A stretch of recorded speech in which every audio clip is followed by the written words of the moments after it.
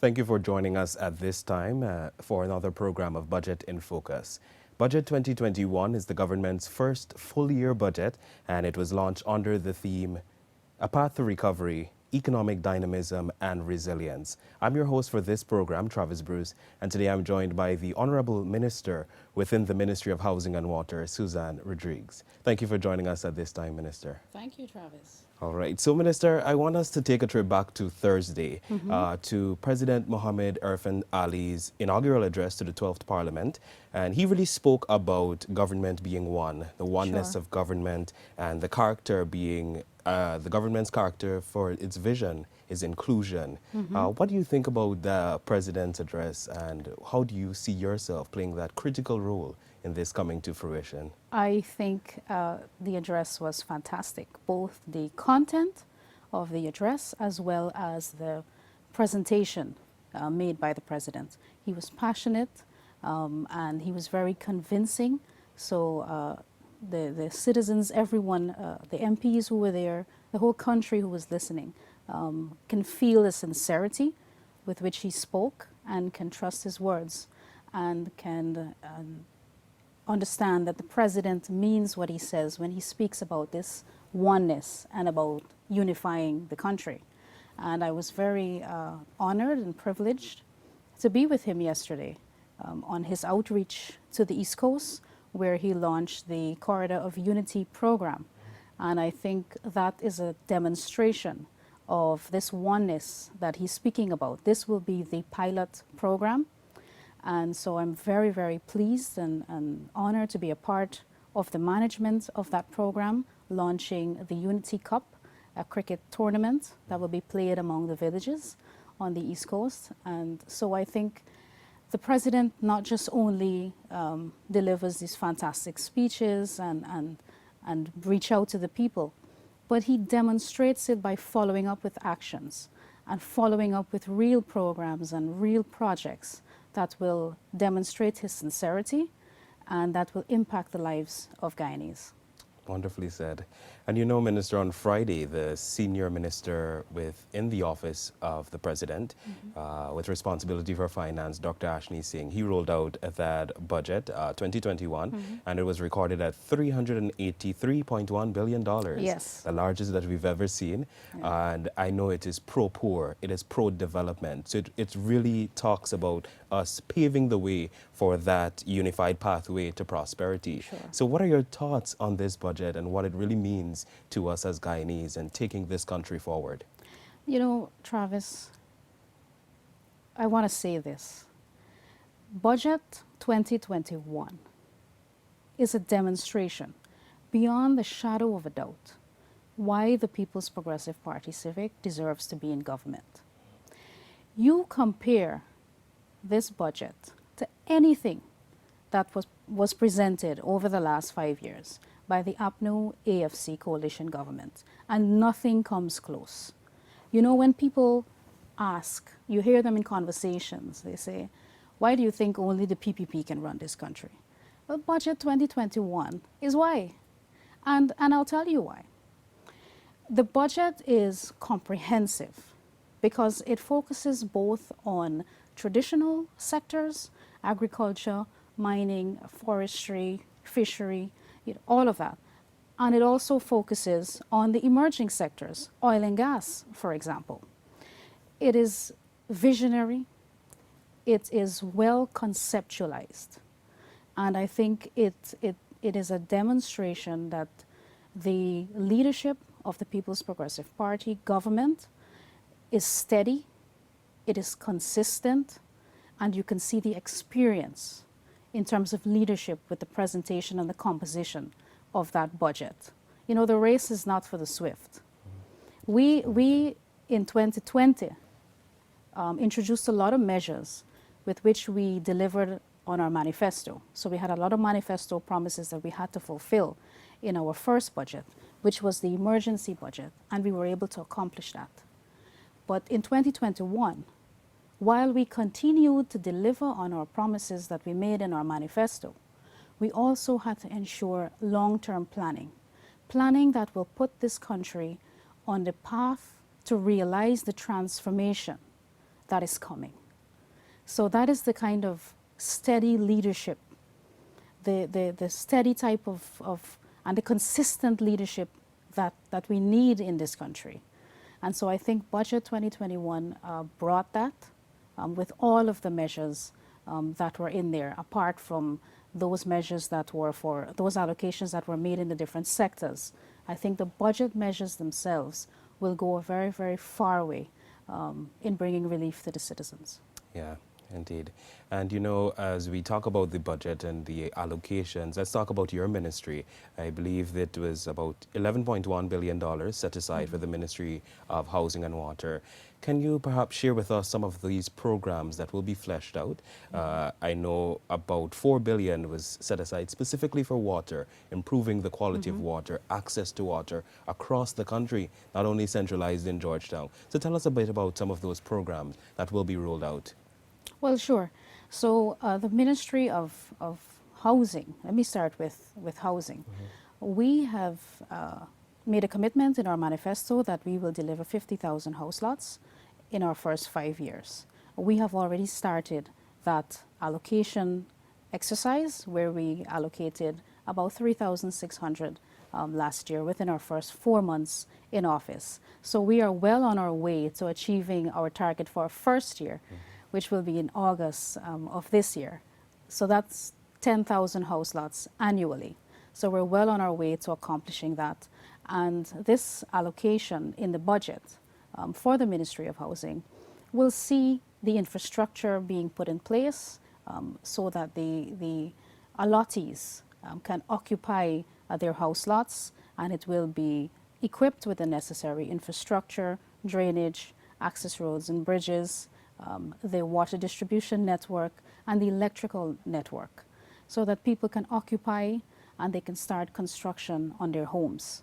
We also have the 1,000 home low-income homes that we plan to build, and this is not just for Region 4, or it's not just spread out over the coastal regions, but we also have a hinterland program, and we also have a 1,000 home project in Region 10, which the President announced on his presidential outreach to that region. And the beauty about that 1,000 home project for Region 10 is that all of the labor and all of the materials will be organic to that region. So that region can see huge development, within this year, 2021. And I think, again, it is a demonstration by His Excellency that no region will be left behind, that he is going to be a president and he's going to lead a government for all Guyanese, and that no region will be given a preference or priority over the other, because what we want to do is develop this country in a holistic manner, in the same way that we at the Ministry of Housing want to develop our communities, holistic communities, sustainable communities, where people have neighbors. You know, in the past, a lot of the complaints were that people don't have neighbors, that the schemes have low occupancy. And so some people don't even move in, even after they have their land, or even after they've built their homes, because they're concerned about security, that the place is not fully occupied. So we want to encourage persons to build. We want to encourage allottees to be able to build their homes. And so we've done several things like approaching the banks and so on, to make it easier for persons to access loans. And with one of the budget measures, or two of the budget measures, moving the low-income ceiling for commercial banks from 10 million to 12 million, and then increasing the mortgage ceiling at NBS from 12 to 15 million. That is something we engaged the banks on and we fought very hard for, and we got that in the presentation, in the budget presentation. So we're very pleased about that, because we know it will go a far way in helping citizens to achieve that dream of home ownership. And for water, about 52% of the water, all water connections, receive treated water. That is undesirable, and we want to increase that. So we've developed a 5-year strategic plan for the Guyana Water Incorporated, where we want to see that go to between 70 to 90% in our first 5 years. It costs a lot of money to ensure that persons receive treated water, potable water in the true sense. As it is right now, we are not in compliance with WHO standards in terms of iron content. So we want to ensure that we are in compliance with that, and that, you know, people can, when they turn on their taps, it's not just clean water, but it's constant. You know, that's been a problem that has plagued our country for a long time. People only get water in some areas for a certain amount of hours in the day. That's also a situation we want to remedy. So we're excited with our budget allocation, and we look forward to kicking off our program very shortly. Yeah.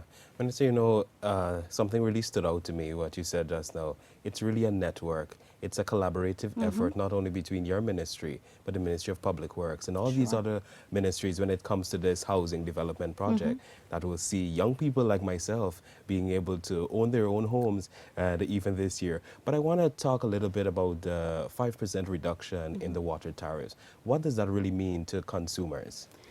Look, it's a significant reduction because it's 5% for every cubic meter of water. So that goes a far way at the end of the month in terms of the reduction in tariff. It's the same thing for construction materials. You know, when you go to a hardware store, you're building a home and you're buying steel. If you get $50 off or $100 off of one length of steel, It's a big it difference. adds up to hundreds of thousands of dollars, and depending on the size of the house that you're buying, millions of dollars in savings. So that's how you have to look at it with the reduction in tariff. And in all of the budget measures, it really brings huge relief to the population, Travis. And you know, I want to debunk this thing about public servants and public servants not receiving an increase in their salaries. That is untrue, because $10 billion is in the budget estimates for the revision of salaries and wages. So public servants will see an increase in their wages. But not only that, you see, we have to stop thinking in a vacuum, or we have to stop looking at the budget, looking for a line item, or looking for a heading that says public servants, or housing, or water. We have to look at the budget in the same way, holistically, comprehensively. That $15,000 cash grant for school children is also going to public servants. The 0% VAT on basic food items puts money back in people's pockets. It's savings. It puts money back into the public sector's pockets. A dollar saved is a dollar earned. You know, some of the other measures, the 0% on stone, imported stone from CARICOM, locally produced pre-stressed concrete piles, the locally fabricated steel beams, some of the other things from the construction sector, the industrial grade cement, lowering the duty from 15% to 5%. These all represent savings that will benefit our citizens, and will see more money in their pockets at the end of the year. And if you take the budget measures and you annualize the savings, you can recall, and I'm sure a lot of our viewers can recall, that the APNO AFC increased tax collection by $88 billion annually. I'm sure you remember that figure, $88 billion. It was increased by annually, direct taxation. That came directly from the pockets of ordinary people. But if you annualize the sum total of all of the budget measures from 2020, it's $40 billion. That's $40 billion back into the pockets of ordinary Guyanese. And if you do the sum total of the budget measures for 2021, it's $50 billion. That's $50 billion again back into the pockets of ordinary Guyanese so that they have more disposable income. So it's not just about a percentage of a salary increase. But you have to look at all of the measures and all of the programs and policies that we're going to implement that will save you money and bring relief to the economy, and also to stimulate the economy, because they're measures that increase savings, and then there are measures that put money back into the economy and create employment for those who've been on the breadline over the last 5 years. And you know, Minister, one of the things that your ministry received high praise for is removal of VAT on water, and then us reversing that program where the pensioners could now receive subsidies again for their water supply. What has the Sure. feedback been for that initiative by government? It's a huge relief to people. You know, to that, when that was introduced, people really cried out. And it was the VAT that was causing the problem. I mean, people were saying, water is expensive. When you look at the cost, the tariff for water in Guyana, it's not like it is for electricity, where we're far above average, the global rates. Our water rates are pretty low already, and we further reduce it now with this 5% reduction in tariff. And then the removal of VAT as well last year, sends really goodwill to the people, and also on our government, because it represents a manifesto promise that we were able to fulfill. And also our pensioners, another budget measure as well was the increase in old age pension. So all of that helps to bring relief to our pensioners and to our citizens at large. Yeah. And Minister, when we think about it too, going back just a little bit on housing and how we are networking, do you foresee any challenges within the ministry as it relates to having a constant water supply in these new housing schemes that will be developed this year and in the future? Any challenges you think would come up at any time? Well, it's planning.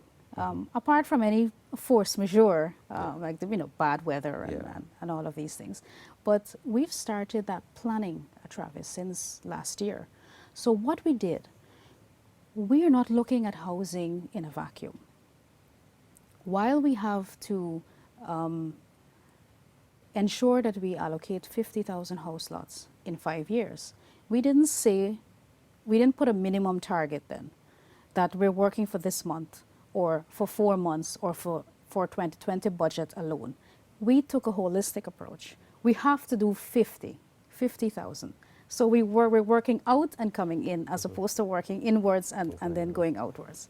So we started immediately looking for lands to acquire to fulfill our mandate of the 50,000.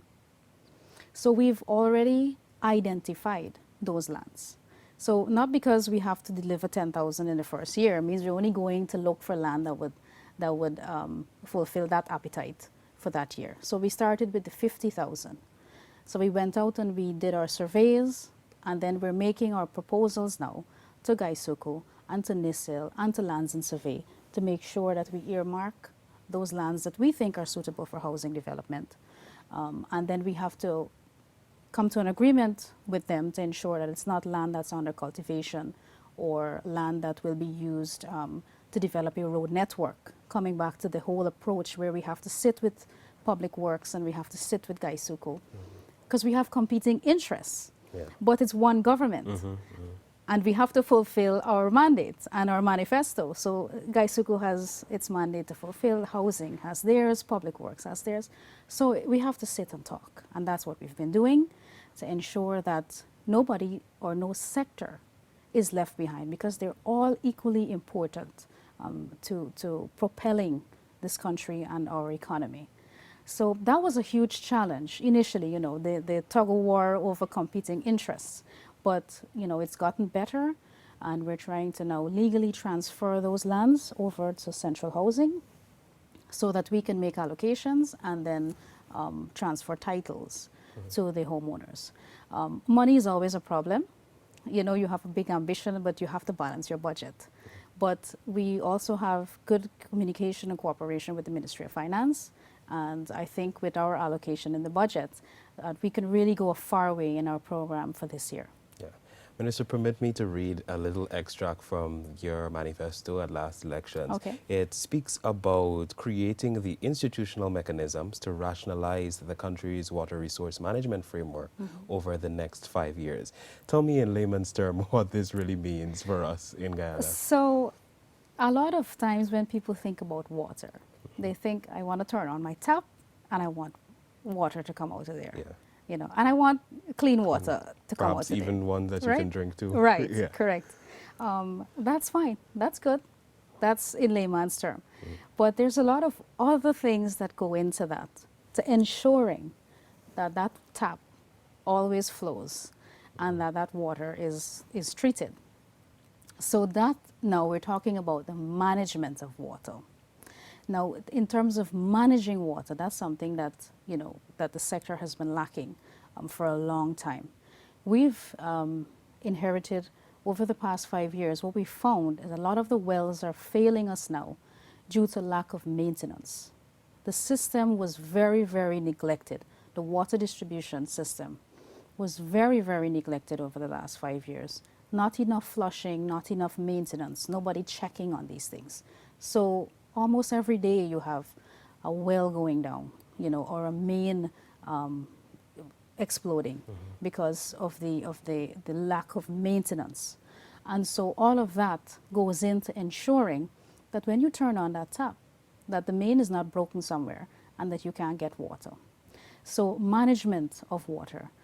Installing meters also helps us to manage water and manage the consumption of water. And of course, increases revenue for the company. The company has to make money, you know, in order to survive, in order to deliver potable water to ordinary Guyanese. So that's what that means, that type of managing the resource, responding to leaks, increasing treatment in the water, whether it be by chemical or whether it be by filters. All of that goes into ensuring that when you turn on that tap, that you get clean water and you get reliable water. Yeah. So, Minister, as we are coming down to program time, what are some of the very short-term expectations from the ministry, not only on water, but housing specifically? What can you say to our listeners and our viewers exactly this is what you are going to benefit from us this year and beyond? So we have to continue our allocation activity. You know, we've inherited a huge backlog, but we are not daunted by that task. You know, we have the experience of the president, who was a former Minister of Housing and Water, and his guidance and his advice is always welcome at the ministry because, you know, he pioneered the housing sector. He led the most ambitious housing drive this country has ever seen, and now we're trying to outdo him. But it's his government, so yeah, he'll get the credit regardless. But people should look forward, especially those old applicants, because we have to deal with people first in time. You know, I think there are a lot of people who may have a great need now, but have a more recent application. But in fairness, we have to ensure that we get rid of that backlog that has been piling up over the last 5 years, you know. And so we have to get to those old applications. We have to give people land. That's what people want. But it's not just about giving them a piece of paper that says, you know, you've been allocated lot 1 at this area. We have to ensure that that land is prepared. That's part of our mandate. We have to ensure that that infrastructure is there so that you can go utilize that land and build a home and live in dignity and shelter your family and move on with your life and realize your dream of home ownership. So that's something that people can look forward to, and I think that they can be excited about, because every time I look outside my window at the ministry there and I see the long lines, of course I'm concerned that, you know, we're in a pandemic, and I'm concerned for their safety. But I feel very proud to know that they're coming because they have faith, trust, and confidence that our ministry and our government will deliver on our mandate. And I think that's why they're coming. Yeah, definitely they are. You know, when we also think about housing and the different projects that is happening and the interlinking of them and how Georgetown may expand further than we know it right now. Have you seen an interest in outside investors because there is so much expansion and opening up of the city, linking bridges and roads? Have you seen that interest in investors in the country, and what has that been like for you? Sure, there is a huge excitement among overseas investors to come into Guyana and to invest because they see the potential. And that is something that we have to encourage. Ordinary Guyanese and our citizens have to see that too and have to take advantage of that. While we welcome foreign investment, we have to ensure that our citizens are employed, are given jobs, and they too can benefit from the transformation that is coming to our country. And I hope that people who are applying for land too can be more open-minded about where they receive their allocation. Everybody wants to be close to Central Georgetown. But, you know, I lived in Central Georgetown for a very, very long time, most of my life. And I thought I could never move out of Georgetown. But I moved recently, further up the East Coast, and I find that it's so nice now because I can go home and then I don't have to hear the busyness and the buses and the horns and you know never thought I would get accustomed to that, but now I don't think I can move back to Georgetown. So I think people have to get accustomed to going a little out. We all have vehicles now. When you go to New York, sometimes you have to drive 45 minutes or an hour and a half to get between work and home. So we have to adjust to that in Guyana here too, because we're going to be spreading out more, and people have to be more open-minded to living outside of Georgetown. And with the road network, the transformative road network that is coming, they'll be able to get to work in no time, even if they're living outside of the city. Yeah, so true. Minister, any final comments you'd like to leave with us at this time as we wrap up today's edition of the program? I just want to say to people that, you know, don't listen to people who are just trying to throw water on this budget. You know, we have to think for ourselves. We have to read, we have to understand what it is that this budget represents and what it is that your government is trying to do this year and over the next 5 years. We're trying to prepare this country to benefit in a maximum way from all of the development that is coming. So we have to prepare our country, we have to prepare our citizens so that we can all benefit from that transformation. And we don't want anyone to be left behind. That is why the president himself, and he said this in his address to the parliament, that he's going to be going in every community and reach out and speak to the members of every community so that we can know how to deliver to them, how to bring development to them in a meaningful way, in an impactful way. And he said he's going to do this by example. He's going to do it himself. He said that in his presentation. And so he means that, and he's going to get it done. And so that is why I want people to know that, and I want people to see and to judge us based on what we've done in office. This is not just about words. This is not just about going on Facebook Live and you know and talking with no action. The president is leading by example, and he has demonstrated his actions. And he is charging his cabinet, all of his ministers, and all of the members of parliament as well, to go out into the communities and to do the same thing. So I think there are exciting times ahead for Guyanese, and I want young people especially, I'm warning young people, don't resist development. Do not resist development. You have to work with your government. Our government will be there for them and for all Guyanese, and we want people to work with us so that this entire country can move forward together. Wonderfully said. Thank you so much, Minister, for joining us today on this program of Budget in Focus. And Thank that's you. all the time we have for you, our listeners and viewers. Thank you for being with us.